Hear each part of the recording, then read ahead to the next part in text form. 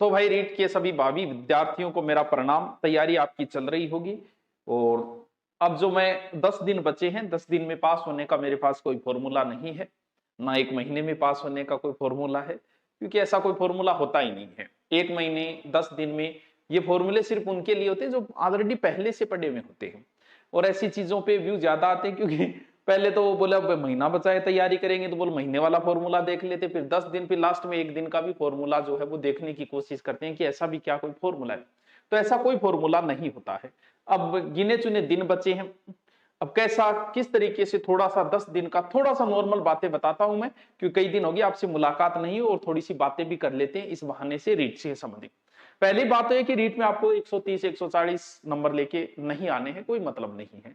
आपको सिर्फ उसको पास के उद्देश्य से देखना है कि यार किसी तरीके से मेरा जुगाड़ हो जाए, 90% सही हो जाए, बस। मेन आपका उद्देश्य होना चाहिए मेन पेपर का, मुख्य पेपर का। इसके अंदर पहला तो ये कि सर पेपर इजी आएगा कि टफ आएगा, तो भाई इस बात का पता तो सिर्फ पेपर बनाने वाले को ही है।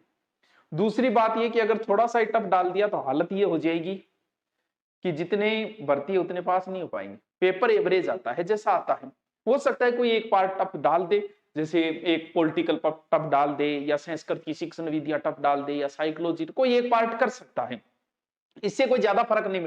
यानी पेपर एवरेज आना है, आपको 60% लेके आना, आपका यही उद्देश्य है। नेगेटिव मार्किंग है नहीं कि किसी तरीके से मैं संपूर्ण अटेम्प्ट कर दूं, पूरे पर्सन कर दूं तो मेरे किसी तरीके से जुगाड़ हो जाए। अब इस पेपर में बैठने वाले 2 विद्यार्थी हैं, दोनों की हम थोड़ी चर्चा करें। एक तो पुराने विद्यार्थी हैं और एक जो है वो एकदम फ्रेश नए विद्यार्थी है। 2 ही तरीके के विद्यार्थी बैठते हैं। जो विद्यार्थी पुराने हैं और जिनके पिछली बार 100+ आए हैं,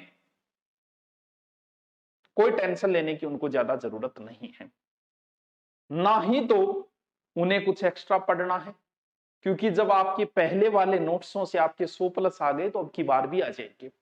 उनको पुराने वाले सिर्फ रिवीजन करना है, नए टॉपिक बिल्कुल भी नहीं छेड़ना। आपका अगर कोई टॉपिक बच गया तो बचने दो, आपको कोई 145 लेके नहीं आने हैं, आपको 90 का जुगाड़ करना है, आपके दिमाग में यही चलना चाहिए। तो फिर बच गया 80% तो हो गया आपका, हो गया, उतने से आपका काम चल जाएगा।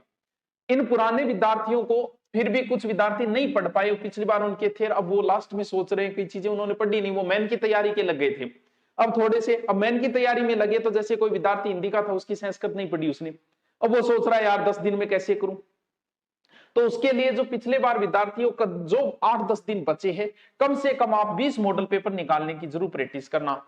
मॉडल पेपर भी तरीके से निकालना जैसे आप एग्जाम हॉल में बैठते हो, सारे प्रश्न करना, पहले ही नहीं वो प्रश्न को उत्तर किया पहले चेक कर लियो, दूसरा चेक कर लियो, नहीं, समय पाबंदी के अनुसार कि इतना समय मिलता है मुझे, इतने समय में उसे तैयार करना है, फिर उसकी की मिलान करनी, कितने बन रहे।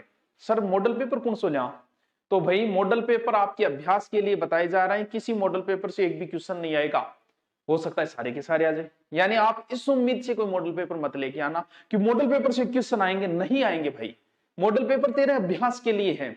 अब किसका ले, किसके लिए यार, दुनिया भर की गाइडें हैं, कोई चख लाओ, एक दो चख लाओ, लेकिन थोड़ा सा देख लेना, कई बार गाइड वाले भी हम मास्टरों की तरह इंप्रेस मारने चक्कर में टप डाल देते हैं, जो आपका दिमाग खराब करते हैं। एवरेज जो चलती है उनमें से कोई एक लेके आना, यानी ज्यादा चिंता करने की जरूरत नहीं है पुराने विद्यार्थियों की। नए विद्यार्थियों से पहले चर्चा ये करते हैं कि नए जो विद्यार्थी है उन्होंने जो तैयारी की है वो कई रूप में तैयारी की है, यानी आपकी तैयारी करने के कई माध्यम है। हो सकता है आपने ऑफलाइन कोचिंग ज्वाइन की होगी, हो सकता है आपने ऑनलाइन कोर्स लिया होगा, हो सकता है आप यूट्यूब से पढ़ रहे हो सकता है आप सेल्फ कर रहे हो, इसके अलावा तो कोई ऑप्शन ही नहीं है, 4 ही तो है।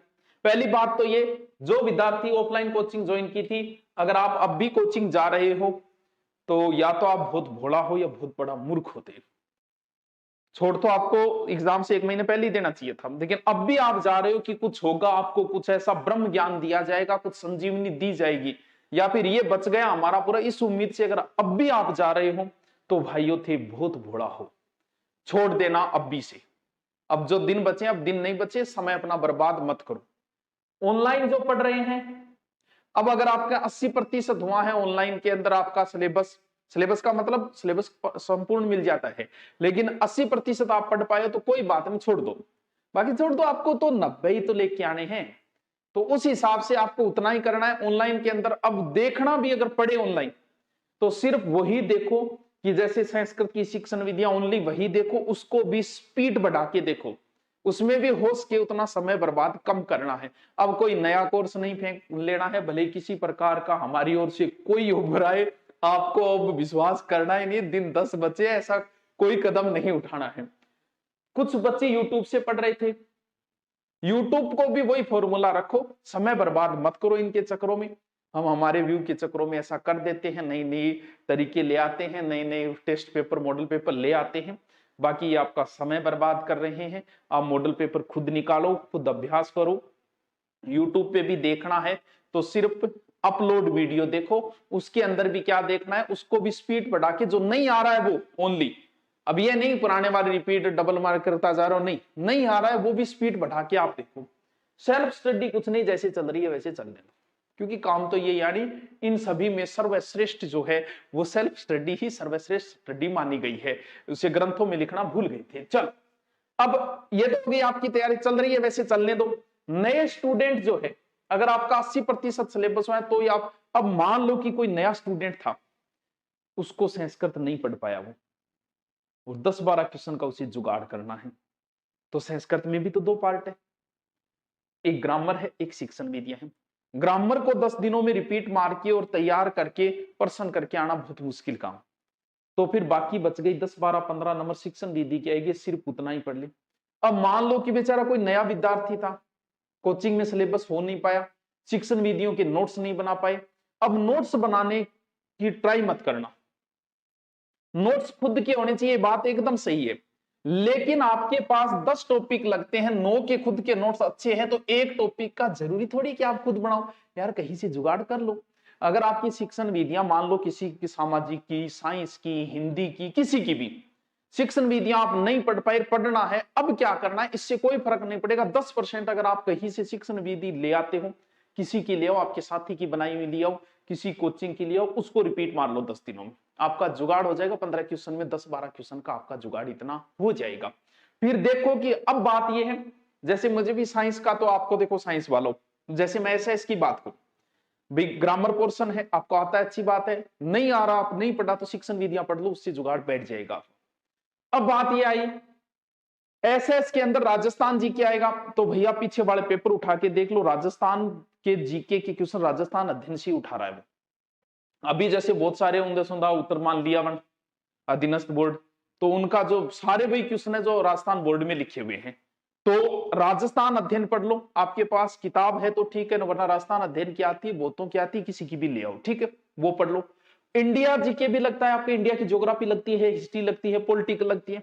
अगर आपके पास नोट्सों का जुगाड़ नहीं हो पाए, भाई एनसीईआरटी का आपने कर रखा है नोट्स, तो पढ़ो, या फिर आप एनसीईआरटी लाके पढ़ो 10 दिन में, वो भी बहुत बड़ा पोर्शन है, आप पढ़ नहीं पाए हो, तो फिर एकदम शॉर्ट में अगर आपको बताऊं, तो आप लुसेंट की बुक आती है, एकदम पतली सी आती है, जिसमें सारे सब्जेक्ट आते हैं, वो लेकर उसमें वो टॉपिक लगा लो जो आपके लगते हैं, जैसे अभी ग्रह वगैरह वो सब मिल जाएंगे उसमें, जो जो टॉपिक लगते हैं उसमें एक डेढ़ पेज में, और उसमें तथ्य है, मड़ाई है, आप 10 दिन में वो टॉपिक पढ़ दो जितना उसमें लगा है, एकदम सो नोट्स ही है वो, ये मान लो नोट्स ही है वो, आएगा तो उसमें से आराम से आ जाएगा, और राजस्थान जी के राजस्थान अध्ययन के अंदर आता है। बाकी आप जैसे पढ़ रहे हो आराम से पढ़ते रहो, ज्यादा चिंता करने की जरूरत नहीं है, डरने की जरूरत नहीं है, किसी तरीके से डराया जा सकता है स्टूडेंट और बीमार को, किसी तरीके से ठगा जा सकता है, किसी तरीके से डराया जा सकता है। पेपर जो है वो एवरेज आएगा, आपका उद्देश्य पहला ये होना चाहिए कि पेपर कंप्लीट मैं कर सकूं सारे क्वेश्चन, अगर आप सारे क्वेश्चन कर पाते हो तो आप आराम से पास हो जाओगे। पास ही तो होना है यार, कौन सा 150, अब टॉप लाना तो बात हो। अब अगर किसी चीज की आप नहीं पढ़ पाए हो तो उसके नोट्स कहीं से भी ले आओ, किसी मित्र से मांग के ले आओ, वो नोट्स रिपीट मार दो 10 दिनों में, अगर नहीं पढ़ पाए। अब नोट्स बनाना मत, अब मत बनाना 10 दिन में, वरना बहुत टाइम बर्बाद होगा, किसी के ले आओ, उनको रिपीट मार दो। बाकी आपकी तैयारी अच्छी तरह, फिर भी कोई समस्या हो तो कमेंट कर देना। हाँ, अब कुछ क्वेश्चन हम आपको देंगे 20 तारीख तक, जो एसएस के, और जैसे रीट के अंदर जैसे साइकोलॉजी में एक तो आरटीआई लगता है, एक एनसीएफ लगता है, वो नोट्स मैंने टेलीग्राम पे डाले हैं, उसका लिंक दिया गया है, वहां से देख लो, मैं पिछली बार 7-8 क्वेश्चन आए, तो ऐसे शॉर्टकट करके आप अपना काम चला लो, क्योंकि आपको तो 90 क्वेश्चन करने किसी प्रकार से।